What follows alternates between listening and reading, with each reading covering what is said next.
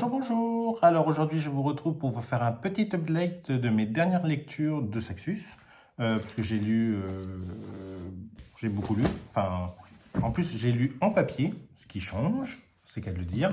Donc là, vous avez ça. Donc, qui représente je ne sais pas combien de pages. Donc, je vais vous en parler au fur et à mesure. Donc, c'est trois genres un peu différents, en fait, on va dire. Alors, on va commencer par Guild de Marissa Meyer. Alors là, nous sommes sur un retelling. L'histoire se vit comme un conte, où en fait on va suivre Cyrilda qui a le don de raconter des histoires, plus ou moins vraies, voilà. Enfin, en fait, elle enjolive la réalité de manière à ce que ces histoires, les enfants, ils adorent les écouter, etc. et tout. Et elle ne peut pas s'empêcher de raconter des histoires. Alors ça, suite au fait qu'elle aurait été bénie quand elle était petite par un dieu. Voilà. Il va s'avérer qu'elle va rencontrer le roi des aulnes. Alors le roi des aulnes, c'est un petit peu le méchant et tout. Lui, il pourchasse les créatures magiques. Enfin, grosso modo, il veut se faire un tableau de chasse. Hein, voilà. C'est pas le chasseur qu'on apprécie, on va dire. Hein. Et à un moment, Cyrilda, elle va cacher deux filles de la forêt. Sauf qu'elle va rencontrer un bobard au roi des zones pour s'en sortir, parce que lui, il va la voir, etc. et tout. Donc, elle va lui dire qu'elle peut filer la paille en or. Et là, l'histoire commence et tout. C'est-à-dire qu'en fait, le roi des hommes va l'enlever et puis il va lui donner une tâche le soir, enfin pendant la nuit, de filer tout plein de ballots de paille. Et malheureusement, elle n'a pas ce pouvoir, même si elle a dit qu'elle l'avait. Elle ne l'a pas. Et heureusement, dans le château du roi des zones, il y a Guild, donc enfin un jeune homme et tout, qui lui est enfermé dans le château, mais apparemment le roi des hommes ne sait pas trop qui il est, etc. et tout, bref. Et Guild, lui, il a le pouvoir, lui, par contre, de filer la paille en or. Et il va l'aider en échange comment dire, de quelque chose d'équivalent, donc elle va donner quelque chose, etc. et tout. Et à partir de là, donc voilà, vous avez l'histoire qui se développe, etc. et tout. Ce qui est bien, c'est qu'au fur et à mesure, ça se complexifie et on s'aperçoit que ce qui nous paraît simple au départ n'est peut-être pas si simple que ça, que Cyrilda, ce qu'elle raconte, voilà. Enfin bref, il se passe plein de choses et tout. Et franchement, l'histoire, je l'ai vraiment hyper bien lue. J'ai vraiment adoré. Alors c'est une duologie si je me trompe pas. Et franchement, elle a l'art et la manière de conter une histoire. Elle tisse les mots un peu. Franchement, c'est vraiment bien. Donc moi maintenant, j'ai hâte, c'est de lire la suite. Parce que bah voilà quoi. Sinon, qu'est-ce que je pourrais vous dire d'autre? La lecture, comment dire, elle prend tous les codes des contes, enfin non pas la lecture, l'histoire prend tous les codes des contes, avec, bon, on a bien entendu le méchant, on a la jeune fille qui a des problèmes, on a le chevalier servant qui va l'aider. En fait, il y a vraiment tout ce qu'il faut. Euh, c'est...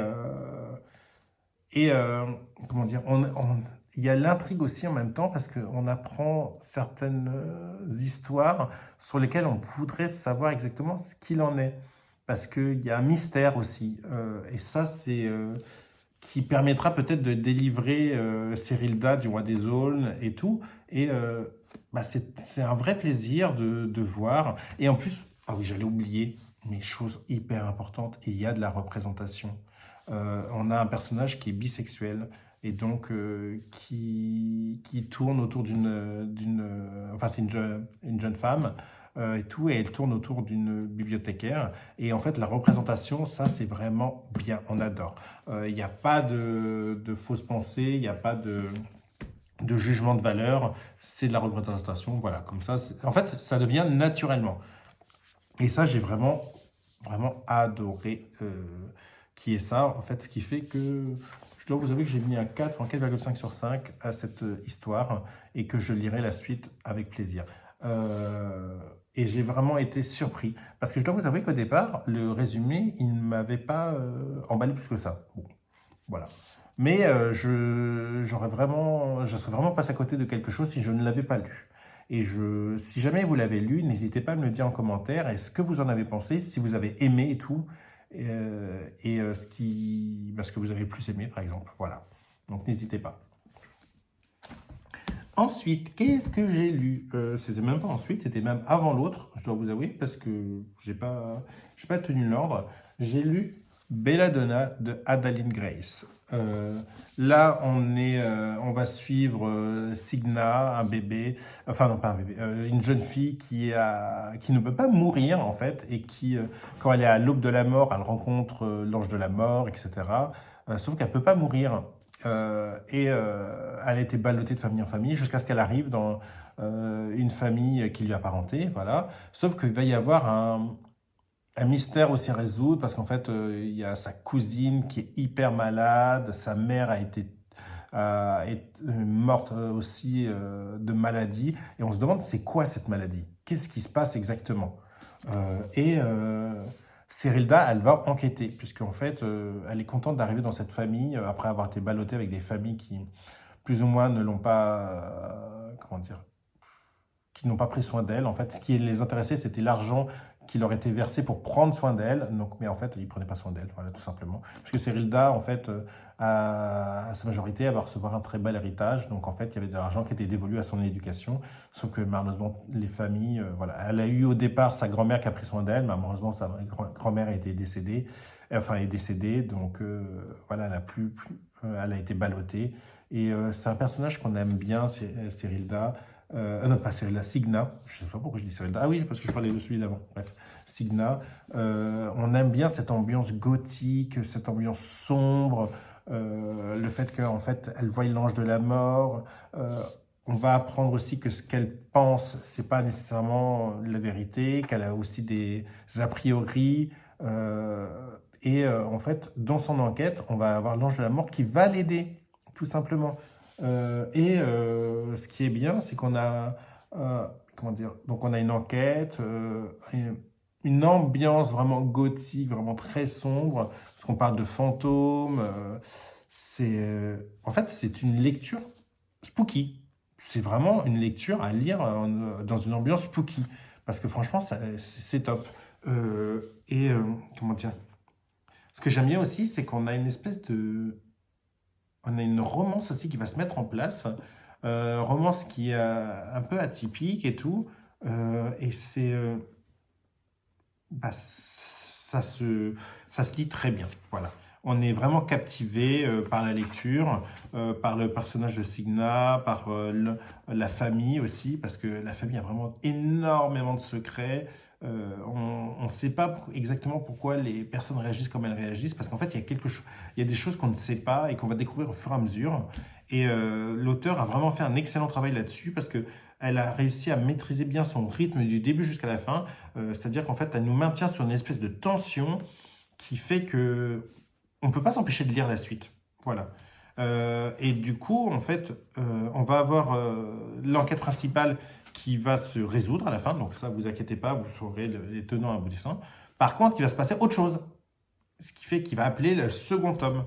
Bah, du coup, maintenant, on attend le second tome. Voilà.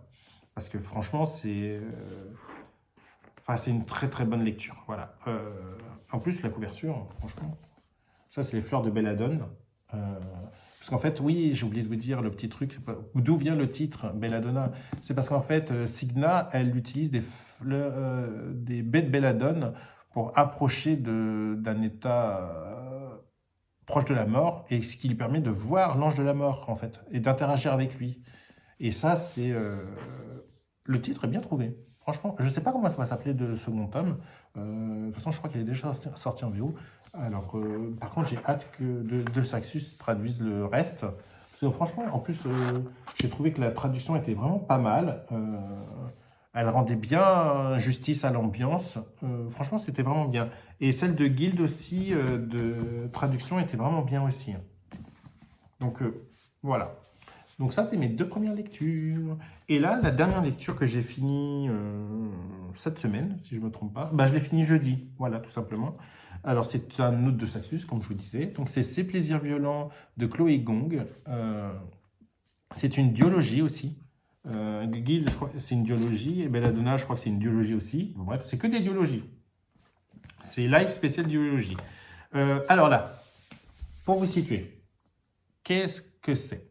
C'est un retelling de Roméo et Juliette, mais avec des choses vachement novatrice. C'est-à-dire que là, ça se passe dans le Shanghai des années 20.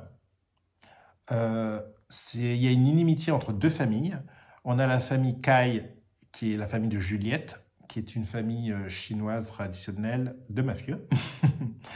Et on a la famille de Roma, qui est une famille de mafieux, mais russe. Parce que Roma, Roméo, voilà, Juliette, voilà. Et il y a quelque chose qui se passe à Shanghai, qui tue aussi bien des membres des deux familles. En fait, on va avoir, comment dire, une enquête qui va se faire. On va aussi en apprendre plus sur les personnages de, de Roma et Juliette. Quand ils étaient jeunes, ils étaient vachement proches et tout.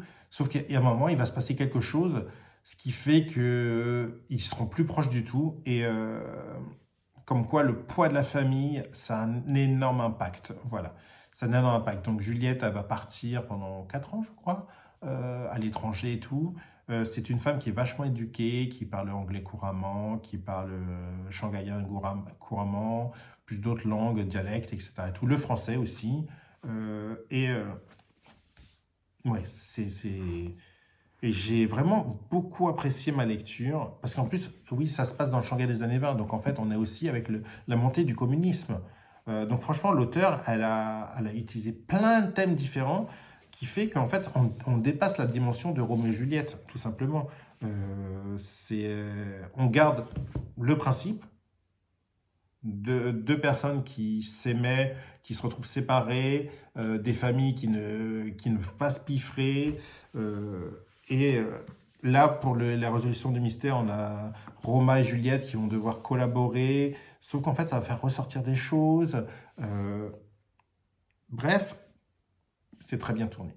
Et la traduction est aussi très bonne. Elle rend bien justice comment dire, à l'histoire. Comment dire, le cadre, voilà, le Shanghai des années 20, un truc qui se passe en Asie, chose qui n'arrive pas très souvent. En plus, une auteure qui est née à Shanghai, donc elle sait de quoi elle parle, c'est très bien documenté, la manière dont les familles interagissent, le fonctionnement, parce qu'en fait, le fonctionnement de la famille Cai et le fonctionnement de la famille Moldanov, c'est pas Moldanov, je ne me rappelle plus du titre. Enfin, la famille russe, c'est pas du titre, du nom. C'est quoi son nom? C'est un Molda quelque chose, ou Molga. Bref, c'est pas le plus important. Bref, donc, ils ont des fonctionnements bien spécifiques. Ils diffèrent aussi dans leur mode de fonctionnement. Il y en a qui sont très, très attachés aux traditions, les Chinois, la famille Cai. La famille russe est quand même beaucoup plus moderne. Voilà. Mais ils ont leur manière de gérer leur business qui... Voilà, puisqu'en fait, ils sont quand même aussi concurrents sur leur business, parce que leur business, c'est un petit peu des drogues, voilà. Donc, ouais, c'est... Et d'ailleurs, ça a tout son importance, le business. Ça a tout son importance dans l'histoire. Donc, voilà. J'ai beaucoup aimé l'aspect mystérieux, l'aspect qui fait qu'au départ, on pense que c'est fantastique, etc. et tout, et ce qui va se passer, qu'est-ce qui fait que cette espèce de folie s'empare de certaines personnes dans Shanghai, parce qu'en fait, c'est vraiment une folie. En fait, les gens meurent parce qu'en fait, ils se déchiquettent et tout, ils n'arrivent pas à s'en empêcher, etc. et tout. Bref, c'est un peu sanglant aussi, sur certains moments. Et voilà. Donc, pour moi, c'est une version beaucoup plus sombre que celle qu'on connaît de Roméo et Juliette, mais hyper intéressante et qui change. Voilà. Du coup, maintenant j'attends la suite de Saxus, parce que je veux la lire, je veux savoir ce qui se passe, etc. Bref, lisez-le. Donc en fait, ces 3 lectures là, dont je viens de vous parler, elles sont vraiment très bien. Alors, c'était pas des coups de cœur, mais c'est au moins des 4 sur 5. Voilà. Voire des 4,5 sur 5. Donc, on a Ces plaisirs violents de Cola et Gong, Guild de Marissa Meyer et Belladonna de Adaline Grace. Ah oui, en fait, j'ai oublié de vous dire, ces deux-là, c'est chez De Saxus. Et ça, c'est chez le label de Saxus, Sabran. Voilà, vous avez marqué là. Voilà, donc maintenant, bah, mon update lecture est terminé. Alors, n'hésitez pas à liker et vous abonner si ce n'est déjà fait. Et à me dire si vous avez déjà lu ces livres ou si vous projetez de les lire surtout. Et si vous les avez lus, n'hésitez pas à me dire ce que vous en avez pensé parce que ça m'intéresse. J'aimerais bien avoir d'autres avis parce qu'en plus, comme c'était des très bonnes lectures et tout, je voudrais savoir bah, si vous avez aimé, ce que vous avez. Si vous n'avez pas aimé, n'hésitez pas à me dire pourquoi vous n'avez pas aimé et comment dire, ce qui aurait pu faire que vous auriez aimé. Bref, voilà. Donc sur ce, bah, moi je vais vous souhaiter un bon week-end. Et puis, bah, moi je vais dire encore d'autres trucs. Bah, là, en spoil, je pense que ce week-end, je vais attaquer ça.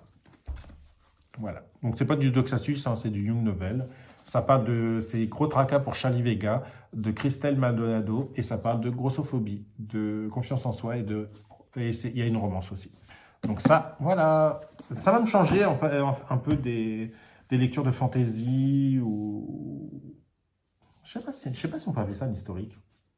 Parce que ça se passe dans les Shanghai des années 20. Si, puis on a l'impression qu'il y a un côté fantastique et tout. Donc ça, par contre, ça, c'est pas de la... Pour moi, c'est pas de la fantaisie. Voilà. Bref, sur ce jeu discret, je vais vous laisser quand même et je vous souhaite un bon week-end. À très bientôt.